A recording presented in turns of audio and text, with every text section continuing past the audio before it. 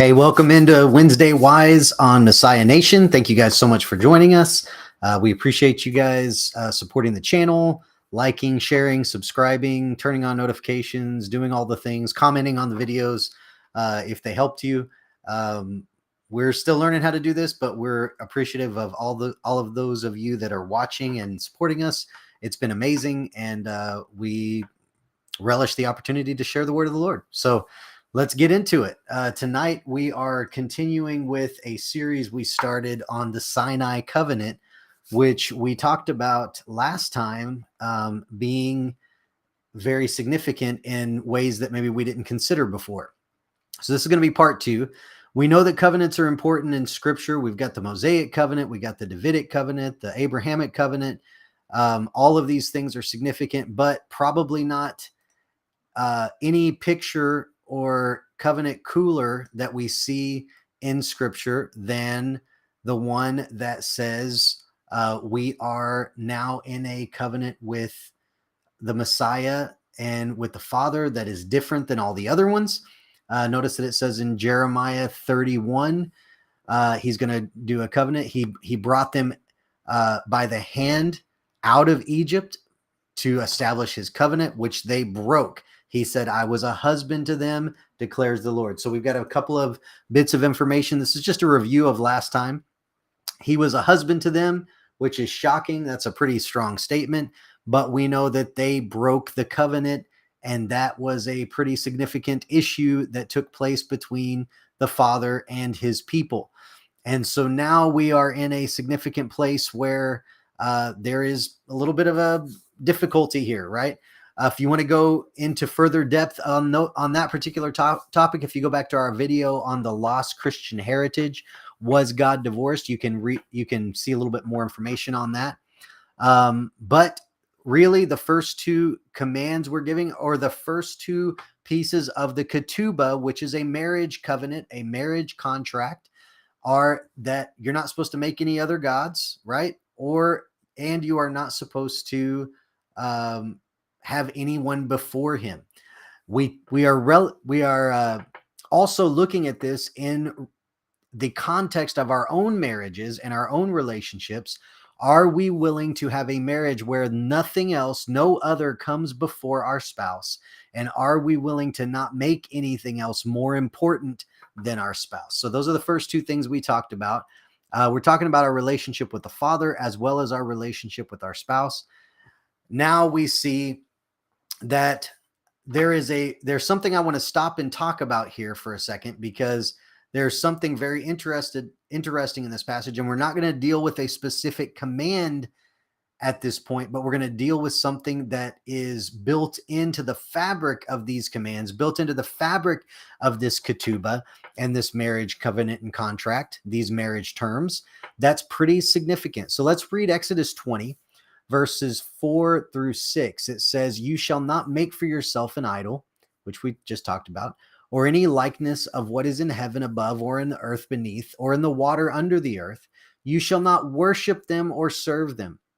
For I, the Lord your God, am a jealous God, visiting the iniquity of the fathers on their children, on the third and fourth generations of those who hate me, but showing loving kindness to thousands, to those who love me and keep my commandments.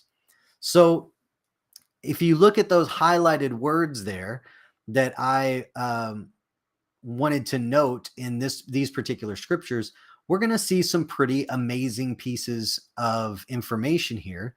But really what it boils down to is this: our fidelity to marriage terms or a marriage contract significantly affect our children. First of all, with the Father, if we have decided to follow Yahweh, the King of Kings, the Lord of Lords, if we've decided to follow the Most High, then we are supposed to be faithful to the terms of the covenant of the ketubah, these 10 words that he laid out for us, these 10 commandments and others that he laid out for us. And in addition to that, we are supposed to do the same thing in these terms with our spouse. And if we can uphold these terms and be faithful to these terms, then it's going to significantly affect our children in a positive way, like we just read, to 1,000 generations or to thousands, right? But if we do not, it can also significantly affect our children to the third and fourth generation. Um, think about what we just read there. That's a pretty powerful statement, right? That we, being faithful to the terms of the covenant, can affect our children. And I think we can see that pretty significantly in just the natural world when people hold up their marriage covenants and fulfill their marriage contracts, and they're faithful to all the things we're talking about that relate to the commands of God that also relate to a marriage contract. Then it is really significant how positively it can affect future generations. And by the same token, when we are unfaithful, it is really significant how much it can affect the following generations. And that's something uh, we get to have a choice in the matter, right? How faithful am I going to be to the terms of the covenant that I established, number one, with God, and number two, with my spouse? So let's look at some other things we read here that are pretty interesting. Notice that it talked about God being jealous, right? He didn't want anyone else before him. He didn't want us making any graven images. Why? Because he was jealous. But here's why he's jealous. His jealousy is warranted because we are in breach of the terms we agreed to in the ketubah. This is part of the marriage covenant. He's saying, please don't do these things because these things will make me jealous. He's being very upfront with them about what he wants out of this marriage, what he wants out of this covenant contract, right? And then we get to decide if we are going to do that. Now, the word jealous there is pretty interesting because the word jealous is only used, really, it's used here 6 times in 5 verses. But every time this particular Hebrew word is used, it's always referring to God. Why? Because here's the reality. It is something where he is provoked to jealousy. God is not jealous by nature. He is jealous when, or this attribute comes out when we provoke him by being in breach of the covenant that we agreed to uphold as a covenant partner, right? Pretty significant and pretty strategic here. But we can see that even in a natural sense, if you agreed to be faithful to your spouse and then you are not, obviously there would be a sense of jealousy on the other person. Because why? Because they were provoked to that by your actions. So God is not jealous by nature, but it is speaking of something where God is provoked to this type of feeling because what he agreed to do for you, he has never breached that covenant. But what we sometimes give back to him is in breach of the covenant. And so we see this word jealous appear. That is a pretty significant word. But notice what it does when we do breach that contract. It says that there is iniquity now that is visited on the children. Not only is it visited on the children, this iniquity, but it says it's visited on them. Why? Because they hate me. Their parents hated me. And that's why there's a consequence now passing down to the children. Why? Because their children watched hatred towards the Most High being attributed from the party of our side, right, to the Most High. And now they pick up what we gave them an example of, and they have that same sort of attitude towards the Most High. And so naturally, that's going to create a consequence of iniquity for them as well. Now, I think I heard this, man, long time ago. I had a pastor that said this, and I don't think it was original to him. Myself too, everything we share on here, it's probably been said by someone else. I can't give credit to everybody that I learn from because there's so many. Nothing's really original to me. We're all borrowing from one another. There's nothing new under the sun. That this statement really hit me one day, and it really applies to this. The pastor I was learning from at the time, he said, what one generation tolerates, the next generation will embrace. And what the next generation embraces, the following generation will exploit. And that is really what we see here. So if you act in hatred towards the Lord, in your relationship with him, well, then and that's tolerated, well, then naturally your following generation is going to potentially embrace that. And so that iniquity is going to be passed down to them, potentially until things get so bad that the fourth or fifth generation turns back and says, no, we need to do things the way Yahweh told us to do things. But in the same way, it happens in the natural, right? If we act in hatred towards the covenant we established with our mate, and in hatred towards the terms of the covenant that we established, well, then it makes it permissible for our children to do the same thing. And so we see that we're setting an example and setting up a heritage for our children to receive based on our own faithfulness and our own fidelity to the covenant that we just mentioned. But let's look at this word hate for a second, okay? The word hate is a really interesting Hebrew word. It's the sheen, and it's the noon, and then it's the aleph. Well, we know that the aleph is the letter that is God's letter, right?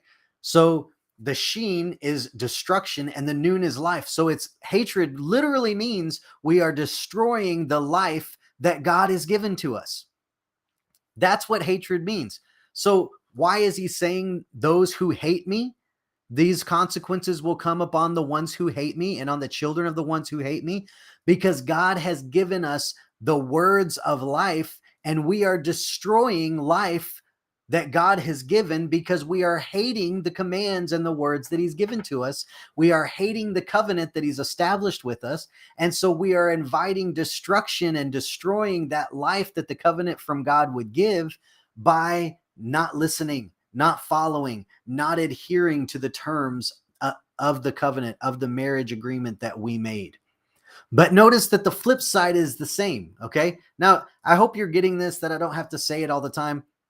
These things apply primarily to our relationship with the Father, but they're also applying to the relationship with our spouse, right? So let's see those two pieces as we continue to unpack this. Because now we see the antithesis. He says in this verse that he would visit loving kindness on the children to thousands of those who love me. So let's look at this word loving kindness. Okay, he said that he would visit loving kindness upon thousands of those who love me and keep my commandments. So if we're loving him, what comes back on us? Loving kindness. Let's look at this word. Well, if we just go to the Strongs, we see that the word loving kindness, we've got the letters there. We've got the het, we've got the samik, and we've got the bet, right? And so, sorry, not the bet, the dalet. And so we look at those three letters and we see that the way that this is interpreted in the English, translated in the English, 149 times it's translated mercy. 40 times it's translated kindness, 30 times it's translated loving kindness, and 12 times it's translated goodness. Well, this is what that tells me, is that the translators didn't really know how to translate this word very well, because it means so many different pieces. But as you piece all four of those definitions together, all four of those translations together, you see mercy, kindness, loving kindness, and goodness. You see an attribute that God has given to us that is pretty remarkable. But if you look at the letters themselves, it gives us even more insight into the meaning of what this word could be. He extends loving kindness. Well, what does that mean? Well, if we look at the het, we see that we have the fence of the Torah that's there for protection. We have the next letter, the staff of protection, right? And then finally, the door, the dalet is the door or the path that is moving, that we're moving forward in. What does all of that say to us?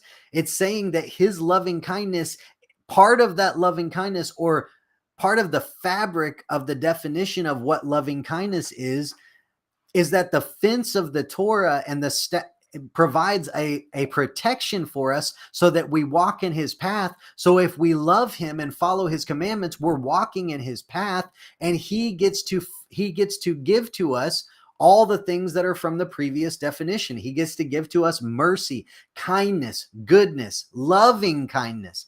These things come from us following his path and his ways. Without that, we're showing hatred towards him and hatred towards the covenant we've made with him. In the same way, when we follow the terms of our covenant, that we're going to be faithful in our marriage. We're going to do the things that we know need to be done in our marriage. We're not going to put other people above them. We're not going to build anything else up as more important. We're not going to do all of the other things that are mentioned in the 10 Commandments that are part of a ketubah for our father, but also applicable as a ketubah to our spouse. Then what's going to happen is in our marriage, we're going to have mercy. We're going to have kindness. We're going to have goodness. We're going to have loving kindness, and our children are going to reap the benefit of that. But let's look at the context in which this is given. We're going to read Exodus 20, verses 4-6 one more time. You shall not make for yourself an idol or a likeness of anything in heaven above or in the earth beneath or in the waters under the earth. You shall not worship them or serve them, for I, the Lord your God, am a jealous God, visiting the iniquity of the fathers on the children, on the third and fourth generations of those who hate me. We talked about that. But listen to this, but showing loving kindness, mercy, kindness, goodness, right?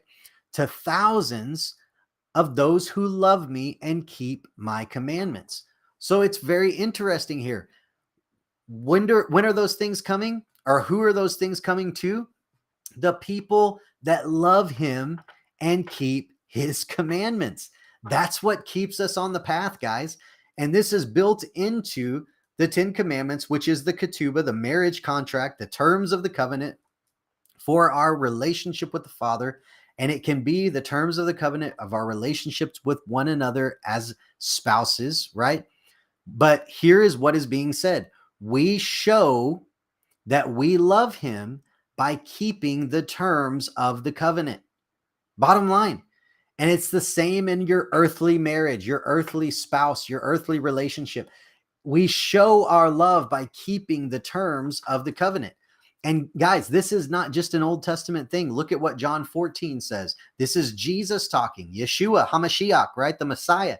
If you love me, you will keep my commandments.